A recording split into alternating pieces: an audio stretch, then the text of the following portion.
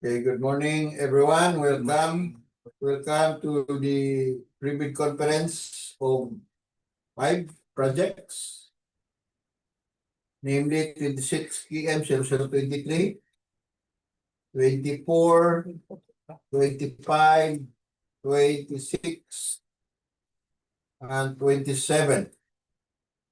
Before we start, I'd like to ask Ma'am Joy, please lead us in prayer.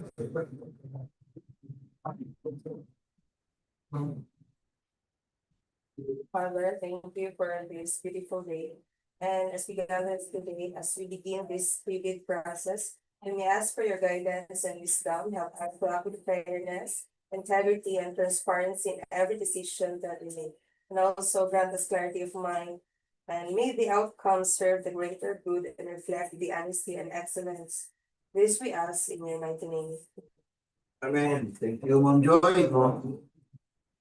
And then, I ask Engineer Staff, please determine if there is a quorum. Thank you, Mr. Good morning, everyone. Good morning. Good morning. Let us acknowledge the presence of our back members who are present for today for pre-bid conference. Back Chairman Engineer Mark Anthony C. Rodriguez, President. back regular member Engineer Celso C. Laios, back regular member Alvin Pinto, Present. Alvin Mr. Chair, there are 3 members who are present for today. So since we have majority, we declare that this pre-bid conference in quorum.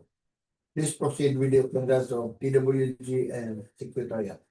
For the back secretariat, back secretariat head, yours truly, Engineer D.B. Ligasa.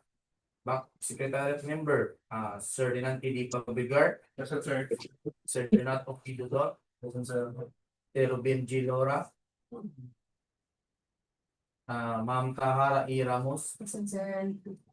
Ma'am Marilo R. Lasquite. Ma'am Flor E. Garcia. Present, sir. Ma'am Giselle Q. Nabal. Present, sir. Sir George Elisita. Present, sir. Ma'am Amy J. Opastil. Present, And Ma'am sir. Cindy C. Talino. For the back TWG head, Ma'am Laroy Missy Antonio. Present. Back TWG member, Engineer Muhammad Salik R. Umpak. Nandito po ako, sir. Engineer Jamire Itantao. Present, sir. Engineer City Aisail Ibrahim. Present, sir. Engineer City Norhaida R. Macarambon. Present, sir. Engineer Mujahid B. Dia. Present, sir. Present, sir. Sir Muhammad Iabas. And Sir Dennis C. All Mr. Chair. Is there any observer from the online? Wala, sir. None. Please check so that we can acknowledge their presence.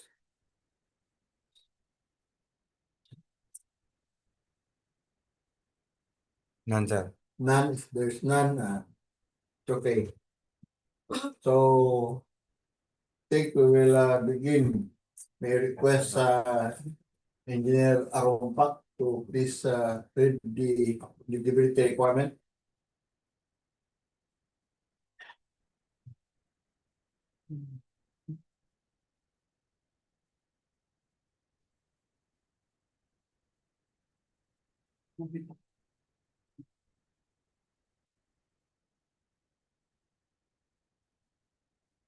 Thank you, Mr. Chair. Once again, good morning. So for the eligibility requirements, for Class A documents under the legal documents, registration certificate from SEC for corporation, DTI for sole proprietorship, or Cooperative Development Authority for cooperatives, invalid and current mayor's or business permit from place of business, tax clearance per Executive Order 398 series of 2005 as finally reviewed and approved by the BIR. For the technical documents, statements of all ongoing and similar completed government and private contracts, valid pickup license registration for the type and cost of the contract to bid, construction safety and health program, statement of single largest completed contract or SLCC, adjusted to current price using Philippine Statistics Authority current price index, and it should have a contract amount equivalent to at least 50% of the EBC. A contract shall be considered similar to the contract to be bid if it has the same major categories of work. Please refer to DO number 117 series 2017 revised guidelines for the determination of major and similar categories of work.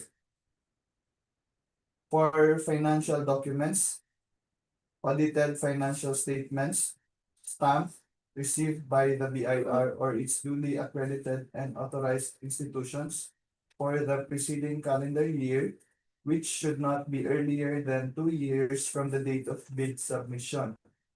Tax returns filed and taxes paid through the BIR filing and payment system.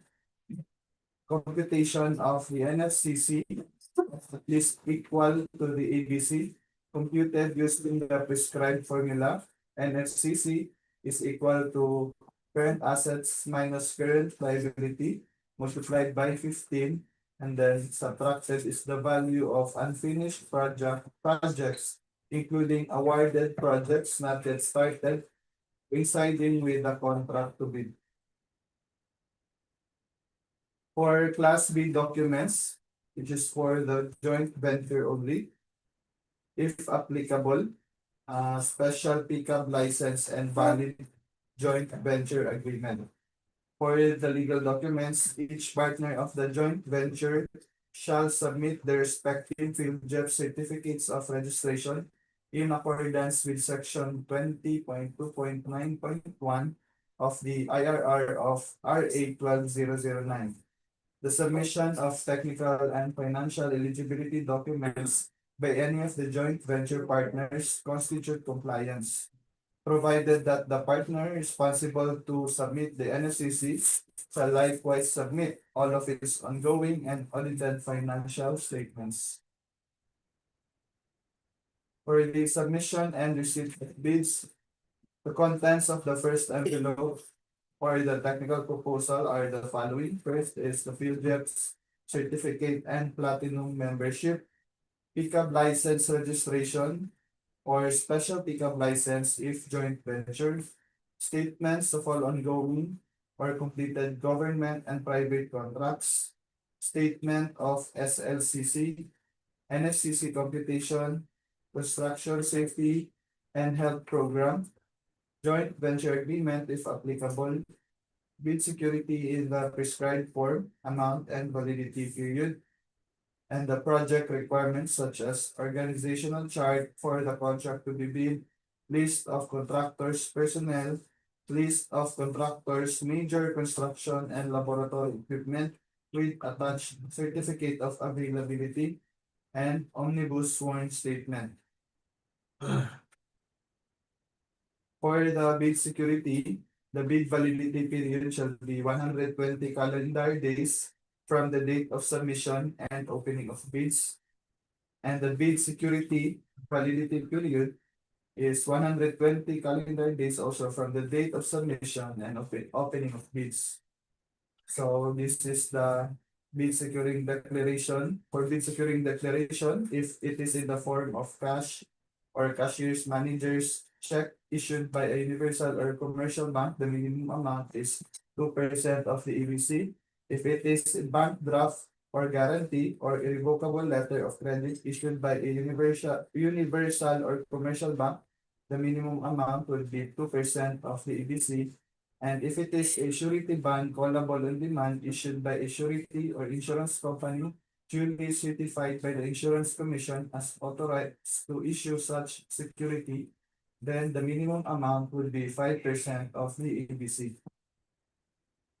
For the contents of the second envelope or the financial proposal, these are the following. First, financial bid form, which must be in accordance with the prescribed form, duly signed bid prices in the bill of quantities, cash flow by the quarter and payment schedule, duly signed detailed estimates, including a summary sheet indicating the unit prices of construction materials, labor rates, and equipment rentals used in coming up with the bid. For the bid evaluation, the financial components of the bids of each should be considered passed if evaluated using non-discretionary criteria, including arithmetical corrections for computational errors, and thus determine the correct total calculated bid prices. The BAC shall automatically disqualify any total calculated bid price which exceeds the ABC. The following factors are to be considered in the evaluation of the bid prices. Also, the mode of evaluating the bids will be based on lowest calculated bid.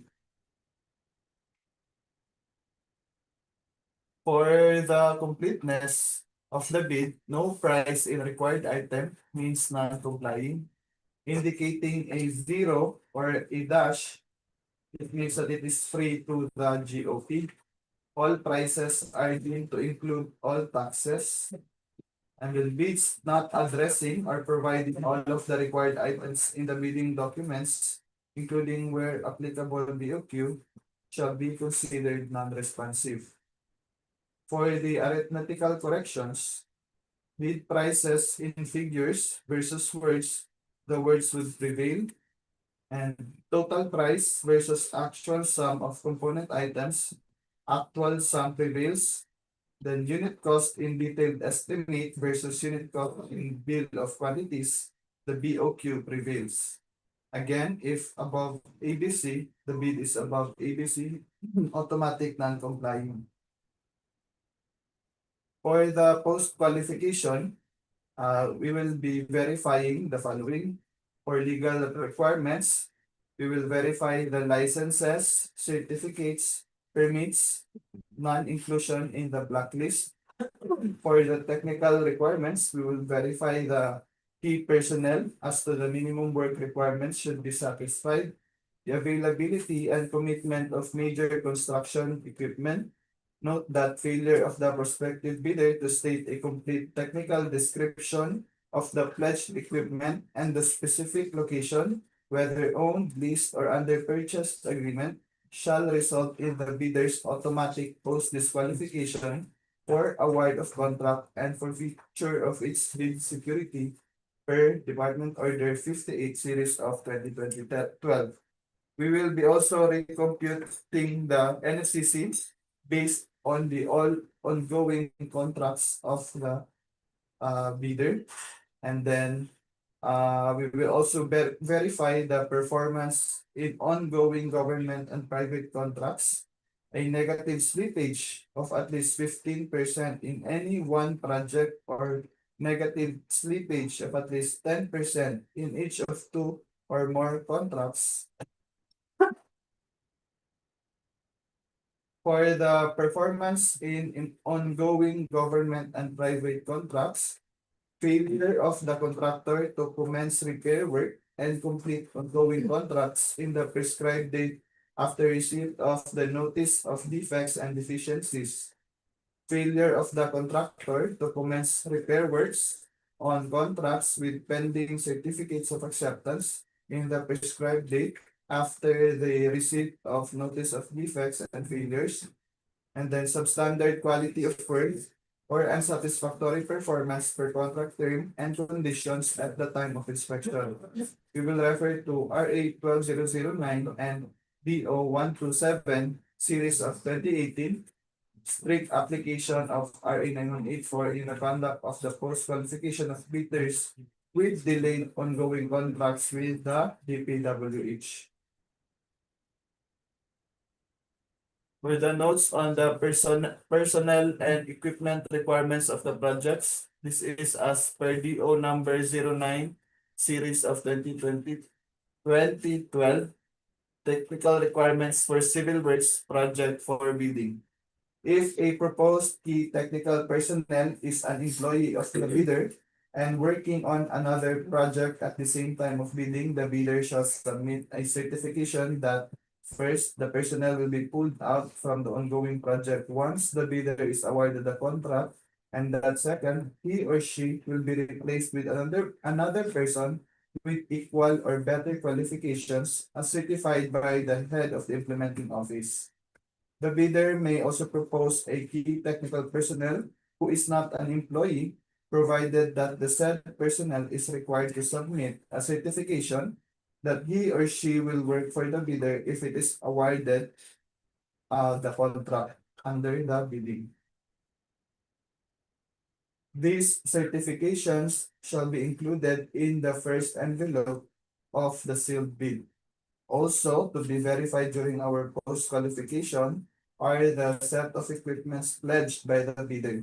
The bidder should specify in the submitted bid the specific location of the equipment where they can be inspected. If any equipment is not in the specified location, then the bidder shall be post-disqualified. For the awarding of the contract shall be awarded to the bidder whose bid has been determined to be the lowest calculated and responsive bid, or LCRB, as a result of the detailed evaluation and post-qualification conducted. The successful bidder shall be notified through the issuance of a notice of award within the bid validity period and must be confirmed by the successful bidder in writing within 2 days upon receipt thereof. So here are the common errors in the submission of bids, which includes incomplete pages of bid documents, both in technical and financial, and error in the authority of the signatory to sign on behalf of the bidder. Note that for single proprietor, the signatory should be the owner or proprietor only. For corporation or cooperative, a board secretary's certificate and board resolution. For joint venture, as agreed under joint venture resolution or agreement. And then for partnership, as indicated in their articles of partnership. Reminders for all bidders: the deadline of submission of bids would be on March 16, 2026 at 10 o'clock AM. The bid submission may be done manually or electronically or online. However, bidders should only select one mode of submission, either manual or electronic. For the Philippine bidding documents, the bidder shall follow the new bid form, omnibus sworn statement, and bid securing declaration. There's a note here, please follow the latest NGPA standard forms as uploaded in the gppb.gov.ph. The number of copies of bid proposal will be 1 original copy and 2 certified true copy of its bid using A4 size bond paper and side bound. Now, if the deadline falls on a non-working day, a legal holiday, or a special non-working holiday, the deadline shall be the next working day unless otherwise stated in the bid bulletin, if any. Place of submission of bids would be here in DPWH Iligan City DEO, specifically in the conference room. Contractors must also observe in the bidding documents the following: pagination, side tabbing and labeled according to checklist, table of contents that will harmonize the pagination and side tabbing, compliance with the attached checklist. Also, all prospective bidders are required to have geotag photos from site inspection requested together with our planning and design personnel. That would be all, Mr. Chair. Thank you very much, Engineer Rompat. Then we will proceed with the reading of project profile. Engineer Ibrahim, please. So these are the overview of the project. 26 km 2023 to 26 km 27. So let's start with 26 km 0023, construction of road Barangay Luinab, station 0+00 to station 0+200, Iligan City, Lanao del Norte. This is the location of the project. It is 3.9 kilometers away from our office.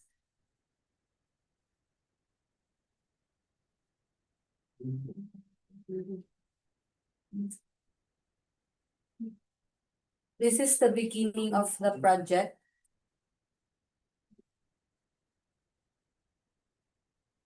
And this is the end of the project. For the project description, this is a construction of road with 200 mm thick and 5 meters wide PCCP with drainage, with 47 calendar days and provision of field office for the engineer rental basis. For the scope of works, a provision of field office for the engineer rental basis, project billboard or signboard, occupational safety and health program, traffic management, mobilization and demobilization, surplus common excavation, structure excavation common soil, gravel fill, subgrade preparation common material, aggregate sub-base course, reinforcing steel grade 40 and grade 60, structural concrete class A 20.58 MPa, line canal rectangular reinforced concrete and single arm solar LED roadway lighting.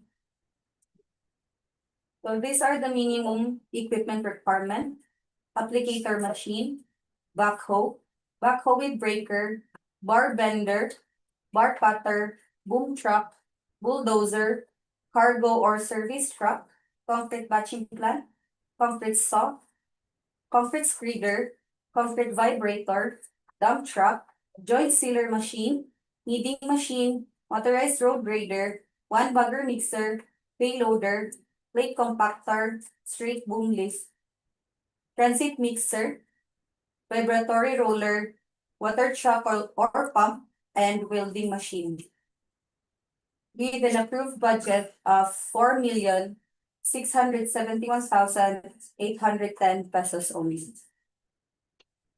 So for the project 26 KM 0024, construction of road, Barangay Puga-an, station 0+000 to station 0+200, Iligan City, Lanao del Norte. So this is the location of the project. It is 4 kilometers away from our office.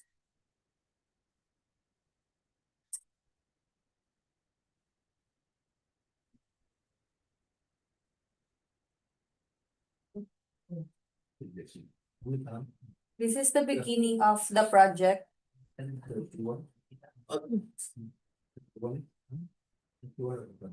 This is the end of the station for the station section A.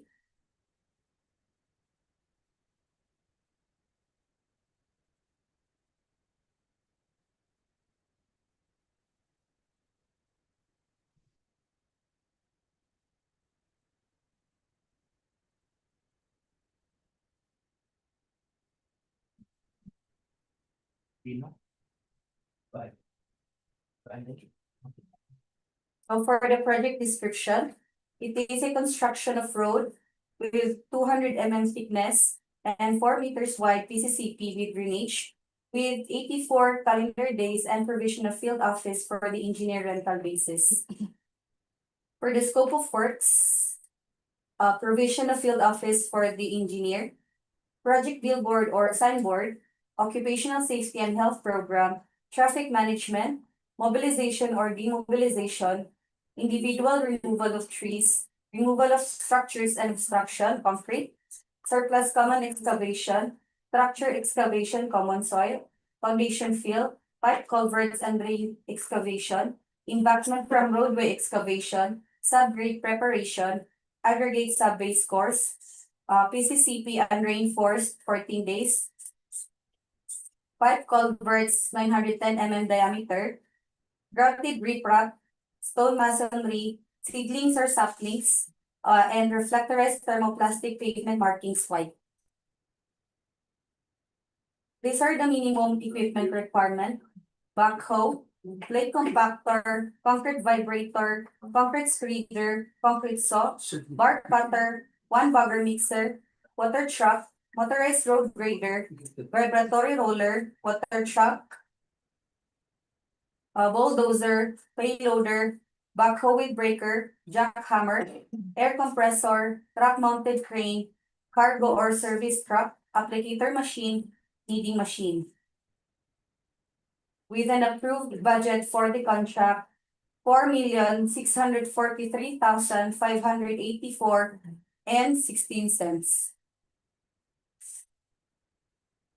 For 26 KM 0025, construction of multi-purpose building at Miguel Obach, NES, Barangay Ubaldo, Laya.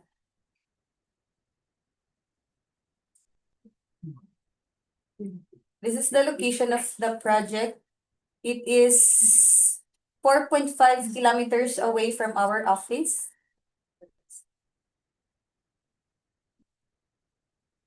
This is the geotag picture. For the project description, it is a construction of multi-purpose building, which has a plot area of 345 square meter, 11.5 by 30 meters, with 152 calendar days and provision of field office for the engineer rental basis.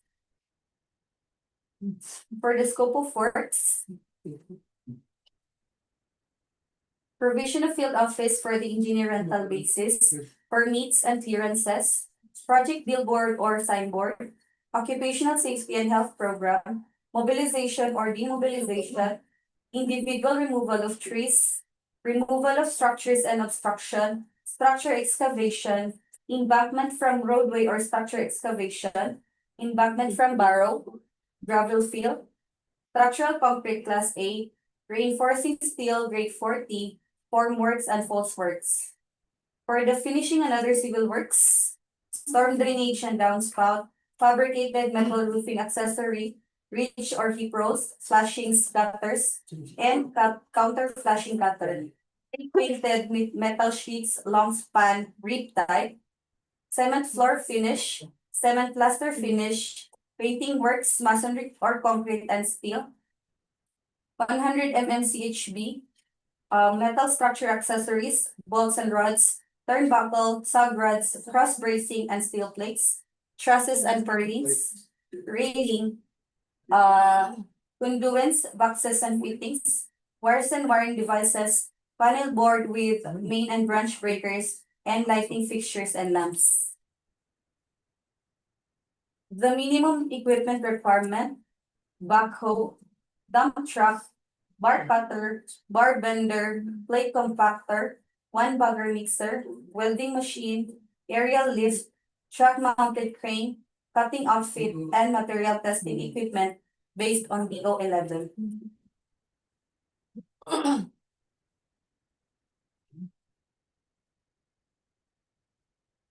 So for 26K and 0026, our rehabilitation of multi-purpose building, Barangay San Roque, Iligan City, Lanao del Norte. So this is the location of the project. It is 5.5 kilometers away from our office. Thank you. This is the geotag picture. For the project description, it is a rehabilitation of covered court with a floor area 577.8 square meters. A covered court is 564 square meters and a stage of 13.8 square meters with a 152 calendar days and provision of field office for the engineer rental basis. This is the scope of works: provision of field office for the engineer rental basis, permits and clearances, project billboard or signboard, occupational safety and health program, mobilization or demobilization for the earthworks, structure excavation, embankment from roadway or structure excavation, and gravel field. Plain and reinforced concrete works, structural concrete class A, reinforcing steel grade 40, formworks and false works. For the finishing and other civil works, storm drainage and downspout, fabricated metal roofing accessories, ridge or hip rows, flashings, gutters, and counter flashing gutter, pre-painted metal sheets, long span, rib type, cement floor finish, cement plaster finish, painting works, masonry or concrete and steel, 100 CHB, metal structure accessories, bolts and rods, turnbuckle, sub rods, cross bracing and steel plates, trusses, purlins, and railing. For the electrical, conduits, boxes and fittings, wires and wiring devices, panel board with main and branch breakers, and lighting fixtures and lamps. For the minimum equipment requirement, backhoe, dump truck, bar cutter, bar bender, plate compactor, one bagger mixer, welding machine, aerial lift, truck mounted crane, cutting outfit, and material testing equipment based on DEO 11. With an approved budget of 4,899,142 pesos and 50 cents.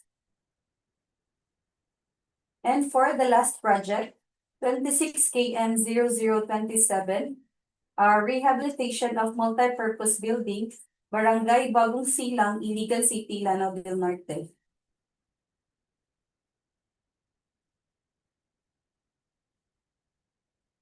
This is the location of the project. And this is the geotag picture.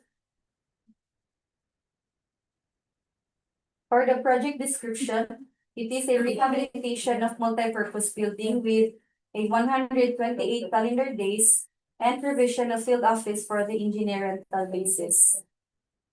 For the scope of works, provision of field office for the engineer rental basis, permits and clearances, project billboard and or signboard, occupational safety and health program, mobilization and demobilization, hardscape, storm drainage and downspout, ceiling, 4.5 mm metal frame fiber cement board, metal frame PVC, aluminum frame glass door swing type, aluminum glass windows sliding type and fixed type, frames, doors, wood panel, fabricated metal roofing accessory, flashings and gutters, pre-painted metal sheets, long span brick type, unglazed tiles, cement plaster finish, painting works, masonry or concrete and steel, 100 CHV, metal structure accessories, turnbuckle, bolts and rods, sub rods, cross bracing, and steel plates. Structural steel, trusses, purlins, railing, and metal railing. For the electrical, conduits, boxes and fittings, wires and wiring devices, panel board with main and branch breakers, and lighting fixtures and lamps. For the minimum equipment requirement, dump truck, one bagger mixer, welding machine, cutting outfit, truck mounted crane. With an approved budget of 5,914,207 pesos and 13 cents. That would be all, Mr. Chair. Thank you very much, Engineer Ibrahim. So is there any question from the member of the back? There's none. From the online observer, none. Mr. Chair, Yes, please. wala, hindi siya nakuha itong EDC sa 25. EBC sa 25. Oo. Wala makabot. Wala blanco? Blanco. Sige daw, kondo. EBC sa 25. Number 4.8, 4.7. Ha? 4.7. Correct na daan. Ito na Puga-an. 4899. 4899 504. And then Miguel Obach, sir. 4899. Ikaw na daan. Baka. I-check sa daw ang kan kung sakto ba ni. Panda 24 na sa lang 24. 6584 so. Ang 25 kay 4899504.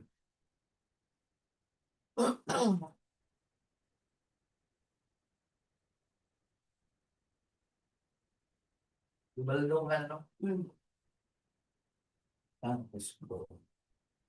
4899 504.84.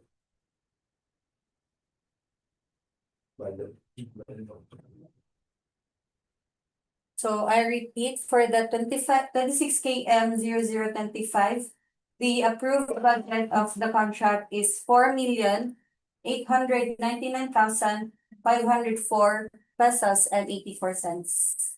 Thank you very much, Engineer Ibrahim. So, a question, please. Walang bigay lang ito sa post qualification is napabutang yapon ay bigyan ayun daw po. Post qualification. Bili natin sa Ay, ito sa DEO service mo. Okay, tayo ito sa DEO. Baga. Wala pa kayo ba po?